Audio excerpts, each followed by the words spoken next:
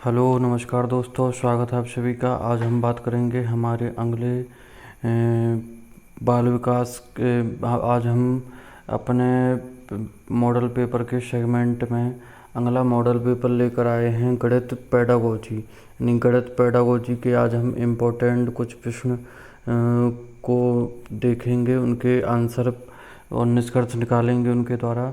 तो आज हम गणित पेडागोजी के कुछ मॉडल पेपर मॉडल क्वेश्चन हम हल करेंगे, जो हमारी तैयारी को बताएंगे किस लेवल में हमारी तैयारी चल रही है। मतलब हमारा आज इम्पोर्टेंट मॉडल पेपर गणित पेडागोजी के संबंध में है। तो शुरू करते हैं हम आज का मॉडल पेपर। आप अधिक से अधिक हमारे साथ जुड़ जाएं। 30 इम्पोर्टेंट प्रश्न इसमें हम देखेंगे। तो जो भी प्रश्न आपके जितने प्रश्न आपके सही होते हैं कमेंट करके अवश्य बताएं, और जिन प्रश्नों में यदि कोई दिक्कत है तो आप वो भी बता सकते हैं।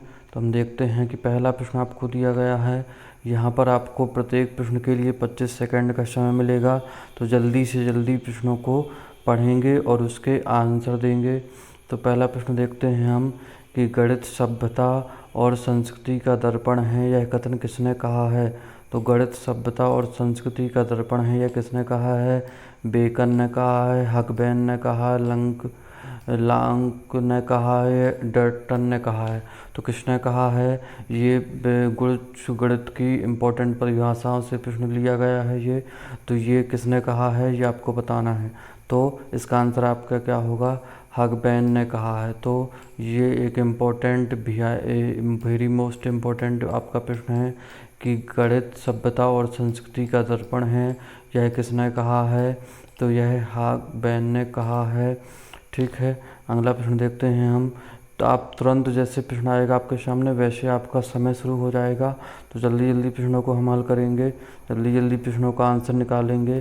तो यहाँ आपको दिया गया है कि गणित विषय की पाठ्य पुस्तक किस विधि पर आधारित होकर लिखी जाती है, यानी किस विधि के द्वारा गणित की पाठ्य पुस्तक लिखी जाती है। संश्लेषण, प्रयोगात्मक, आगमन या प्रदर्शन। तो किस विधि द्वारा पाठ्य पुस्तक लिखी जाती है, किस विधि के आधार पर लिखी जाती है। तो इसका क्या आंसर होगा देखते हैं हम। तो इसका आंसर होगा संश्लेषण। संश्लेषण विधि द्वारा गणित की पुस्तक लिखी जाती है। तीसरा प्रश्न देखते हैं कि प्राथमिक स्तर पर गणित का क्या महत्व है। तो प्राथमिक स्तर पर गणित का क्या महत्व होता है। सांस्कृतिक, सामाजिक, धार्मिक या मानसिक। तो प्राथमिक स्तर पर यानी 1ली से 5वीं तक के स्तर पर गणित का क्या महत्व होता है। गणित का सांस्कृतिक महत्व होता है, सामाजिक महत्व होता है कि धार्मिक महत्व होता है या मानसिक महत्व होता है। तो कौन सा अधिक महत्व होगा हमारा अधिक महत्व होगा मानसिक महत्व, क्योंकि 1ली से 5वीं के स्तर पर गणित का क्या महत्व होता है। तो गणित का मानसिक महत्व अधिक होता है, यानी मानसिक हमारा क्या है, विकास होता है।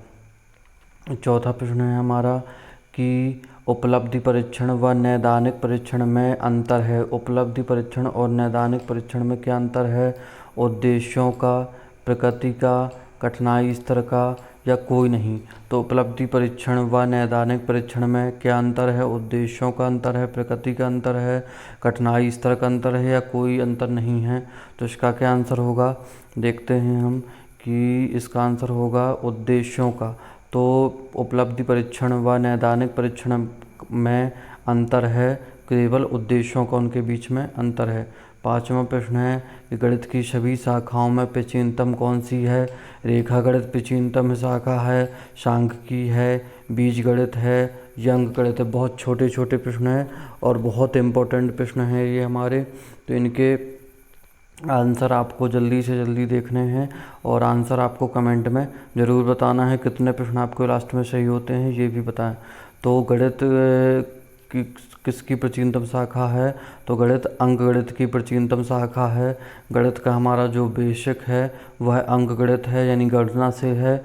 तो छठवां प्रश्न देखते हैं कि रेखा गणित में प्रायोगिक स्तर पर प्रयुक्त होने वाली शिक्षण विधि कौन सी है। रेखा गणित में प्रायोगिक स्तर पर प्रयुक्त होने वाली शिक्षण विधि कौन सी है। प्रदर्शन विधि, आगमन विधि, निगमन विधि या उपरोक्त सभी। तो रेखा गणित में प्रायोगिक स्तर पर प्रयुक्त होने वाली शिक्षण विधि कौन सी है, आपको ये बताना है। तो इसका आंसर क्या होगा, प्रदर्शन विधि। रेखागणित में प्रायोगिक स्तर पर प्रयुक्त होने वाली विधि कौन सी है, प्रदर्शन विधि होगी हमारी। 7वां प्रश्न देखते हैं कि जैकब एल मोरेनो का संबंध किस विधि से है। प्रश्न उत्तर विधि, सूक्ष्म शिक्षण विधि, व्यक्ति अध्ययन विधि या समाज मिति विधि। तो जैकब एल मोरेनो का संबंध किस विधि से है, ये आपका प्रश्न है। इसका देखते हैं हम आंसर। तो आंसर होगा आपका समाज मिति विधि। समाज मिति विधि से इनका संबंध था, ये इनका संबंध है। 8वां प्रश्न है कि गणित विषय की विषय वस्तु क्या है, तर्कपूर्णता, परिणामों की निश्चितता, शुद्धता या सभी। गणित विषय की विशेषता क्या है कि गणित तर्कपूर्णता है, परिणामों की निश्चितता है, शुद्धता है या सभी है। तो तर्क की जो गणित की विशेषता क्या होती है हमारी तर्क भी होता है, उसमें परिणाम भी होते हैं और शुद्धता भी होती है। तो क्या आंसर होगा हमारा, सभी। 9वां प्रश्न है कि चिंतन बोध तर्क शक्ति विश्लेषण की क्षमता बढ़ाने वाला विषय है। यानी चिंतन बोध तर्क शक्ति विश्लेषण और क्षमता बढ़ाने की विश्लेषण की क्षमता बढ़ाने वाला विषय कौन सा है। तो भूगोल है, गणित है, सामाजिक विज्ञान है या भाषा है। तो कौन सा विषय हमारा तर्क भी बढ़ाता है, चिंतन भी बढ़ाता है और बोध भी बढ़ाता है, विश्लेषण की क्षमता भी बढ़ाता है। तो इसका आंसर आपका होगा गणित।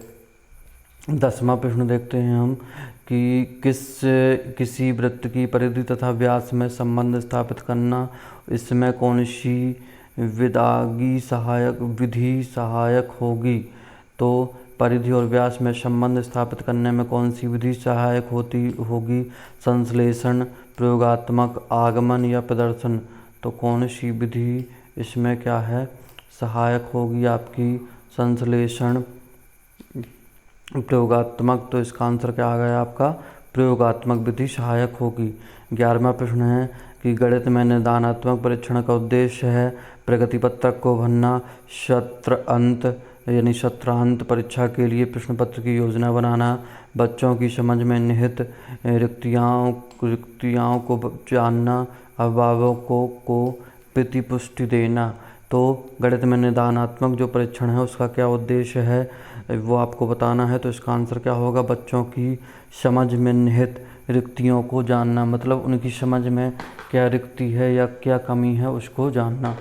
12वां प्रश्न है कि जियो बोर्ड किसके शिक्षण का एक प्रभावी साधन है, आधारभूत ज्यामितीय अवधारणाओं जैसे किरणें, रेखाएं और कोण, ज्यामिति, आकृतियाँ और उनकी विशेषताएं, द्विमा और त्रिविमा आकृतियों में अंतर करना, सममिति की अवधारणाएं। तो जियो बोर्ड किस शिक्षण का प्रभावी साधन है, तो ज्यामिति, आकृतियों और उनकी विशेषताओं को जानना, इसका ये प्रभावी आपका साधन है। 13वां प्रश्न हम देखते हैं कि निम्नलिखित पैटर्न में क्या गलत है, क्या ज्ञात होता है। तो पहला पैटर्न आपको दिया गया है कि 1 + 1 = 2, 2 + 2 = 4, 3 + 3 = 6, फिर नीचे डॉट डॉट दिया गया 10 + 10 = 20। तो क्या है, ये गिनती है, सम और विषम संख्याएं हैं, 2 का पहाड़ा निर्माण और अभाज्य संख्याएं। तो यहाँ हम देखें तो क्या हो रहा है, यहाँ पर 2 का पहाड़ा बन रहा है कि 2 के बाद 4, फिर 4 2 3 6, फिर 2 × 10 करेंगे तो 20 मिलेगा आपको। तो इसका आंसर क्या होगा, 2 का पहाड़ा निर्माण, यानी 2 का पहाड़ा इस पैटर्न में निर्मित हो रहा है। 14वां प्रश्न देखते हैं कि एक विद्यार्थी गिलास में भरे हुए पानी को गिलास का आयतन बताता है, छात्र को स्पष्ट नहीं है। आयतन की अवधारणा, आयतन की माप, आयतन का सूत्र या आयतन की इकाई। तो गिलास में भरे पानी को गिलास का क्या बताता है, आयतन बताता है।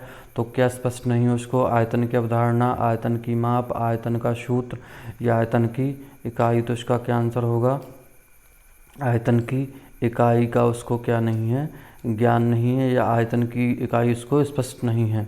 15वां प्रश्न देखते हैं कि गणित के नियम व सिद्धांत में समावेश होता है, किसका समावेश होता है, वैधता का, विश्वसनीयता का, आ और बा दोनों का, कल्पना का। तो नियम वश एवं सिद्धांत में किसका समावेश होता है?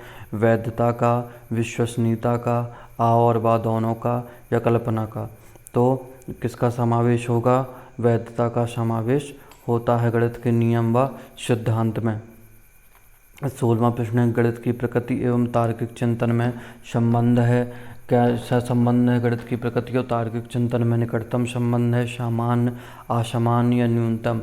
तो कौन सा संबंध है वो आपको बताना है। गणित की प्रकृति और तार्किक चिंतन में कैसा संबंध है? तो वैसे भी इसका आंसर क्या होगा ये आपको बताना है।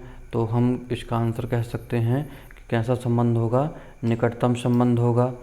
17वां प्रश्न है हमारा कि गणित विषय पर होने वाले अनुसंधानों में प्रमुख योगदान होता है। किसका योगदान होता है? कल्पना का, तार्किक चिंतन का, गणितीय मूल्य का, या गणितीय समस्याओं का? तो किसका सर्वाधिक महत्व होगा? सर्वाधिक योगदान होगा अनुसंधानों में। प्रमुख योगदान किसका होगा गणित विषय के संबंध में? तो इसका आंसर क्या होगा आपका? तार्किक चिंतन। तार्किक जो चिंतन होते हैं उनका अनुसंधानों में विशेष महत्व, प्रमुख महत्व होता है। 18वां प्रश्न देखते हैं कि किसी विषय में अमूर्त ज्ञान को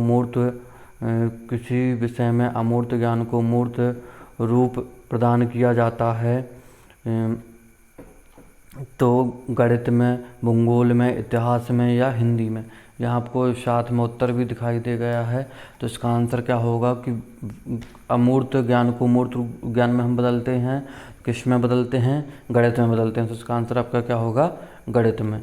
हम देखते हैं अगला प्रश्न है हमारा 19वां, गणित की तुलना धार तेज करने वाले पत्थर से की जाती है। यह कथन किसका है? हब्स का, फ्रावेल का, फ्रायड का, या स्किनर का? गणित की तुलना धार तेज करने वाले पत्थर से की जाती है, यह कथन किसने कहा था? ये आपको बताना है।